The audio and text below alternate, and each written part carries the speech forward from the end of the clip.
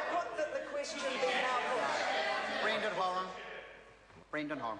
Thank you, Mr Chair. I rise on behalf of New Zealand First to oppose this bill.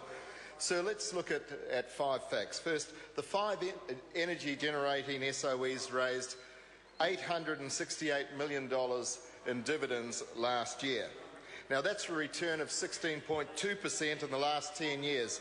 And by comparison, the government could borrow at a rate of 3.66% per annum.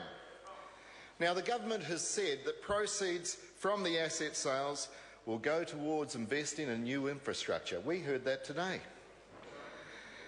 Well, despite this, it plans to spend $150 million from the Future Investments Fund on doing up New Zealand House in London.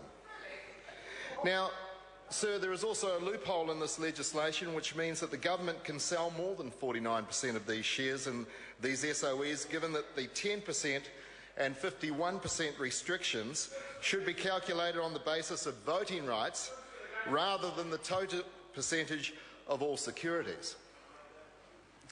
Now, sir, growing rates of poverty show that the mum and dad investors are having a hard enough time putting food on the table, let alone investing in companies that they already own.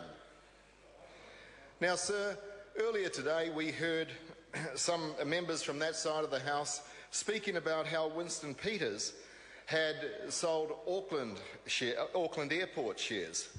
So I'd like to, let's bring a little bit of honesty to that argument. Now, first of all, New Zealand First were in coalition with the national government. It was a national government idea to sell those Auckland Airport shares, and they were going to sell them to anybody.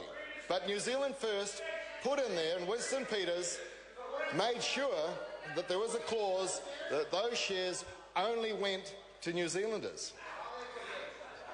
Now, after doing that, the Honourable Winston Peters reflected and realised it was wrong, and said so at the time, and Mr Brownlee would remember that.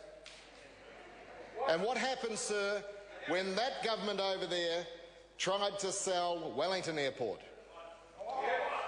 Sir, a man of infinite character and honesty and integrity, who was Deputy Prime Minister, said, no, I will have nothing to do with selling these Wellington shares, and walked, and that was the coalition gone. Now, it's too bad that the Honourable Tau Henare isn't here. If he's watching TV, if he could get out of his barber's chair. Sir, I apologise. He's here. Order. I apologise. Order. I apologise for that. Yep. Now, I know you're apologising. I know what you're apologising for. There have been too many references of members who aren't present, and we must make sure we don't comment on the absence of members from the chamber. Brendan Horan. Thank you, Mr Chair. Now, it's very hard for those members over there to learn anything with their lips flapping. And perhaps if the Honourable Jerry Brownlee would stop his lips flapping, then he'd do a little bit more for the people of Christchurch, because he'd hear what's really happening there. But, sir, as I was saying before I was rudely interrupted, there was a man, Winston Peters, who left the deputy leadership on principle. Now, there's an opportunity for those members over there to walk across the floor, because they know this is wrong for New Zealand. We've heard it before in their unconvincing speeches. Let's talk about the Honourable Mr Dunn, who campaigned on the preciousness of our water, sir. And we heard about that earlier today. And yet, here he is trying to sell our water. Sir, one of the great things about New Zealand is our water. And to those who are... Order. Thank you, sir. Sir, the reason why our water is so precious is because it carries the wider of New Zealand. Point of order. The Honourable Clayton Cosgrove.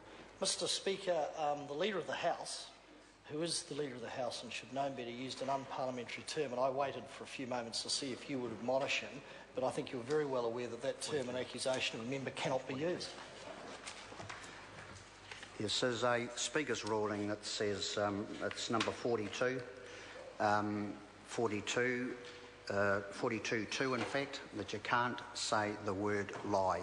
And from now on in, I want to keep it seemly. It's a robust debate, but we must, and I did warn the member that he couldn't say that, and we don't want to hear that again. Now, Brendan Horan has 40 seconds remaining. Point of order, the Honourable Clayton Crossway. With respect, and thank you for your ruling, as I understand it, is the normal practice, if that word is used, that the member withdraw and apologise, especially somebody as eminent and powerful as the Leader of the House. It's my